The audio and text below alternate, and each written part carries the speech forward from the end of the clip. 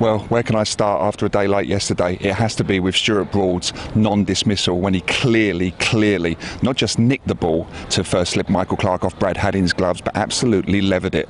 Now, this has caused all sorts of debate amongst experts, fans, press. The debate's still raging now. And what can you say after something like that? We've had two umpiring controversies on the second day involving the TV umpire Mairead Erasmus, which both went against England. Now, this one has spectacularly gone in England's favour, but should Stuart Broad have walked? He's clearly touched it.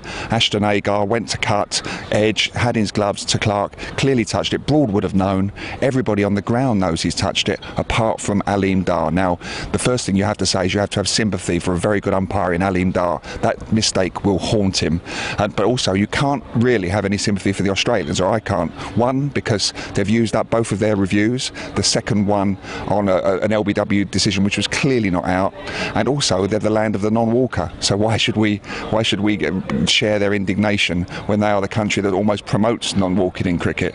But this is exactly the sort of decision that the decision review system was brought in to erase, those sort of howlers. And there is some irony that it couldn't do that. But I think common sense should have prevailed. Dar should have asked his square leg umpire, Kumar Dharmasena. He should have gone upstairs and had a quiet word with Erasmus. Surely somebody should have said to him, Aleem, you've made a big mistake there, overturn it quick. He must have realised he had by the reaction from the players. They were just so astonished. Broad kept a poker face. His acting was brilliant. I think he's got a future in acting after he gives up cricket after something like that.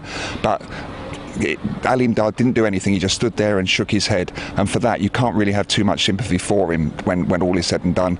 The non-walking debate will rage on, but I'm afraid cricket has quite a confused sense of morals. If anything vaguely resembling ball tampering goes on, it's considered a heinous crime. Non-walking, not so. And I don't think there's a single professional involved in broadcasting who will tell you otherwise, except, funnily enough, Michael Holding, who last night on Sky said that he felt Stuart Broad should be banned for that, just as Dennis Ramdin, the West Indies wicketkeeper, was banned earlier this summer in the Champions Trophy for trying to claim a catch that never was. Who was the match referee on that occasion? Chris Broad, Stuart's dad.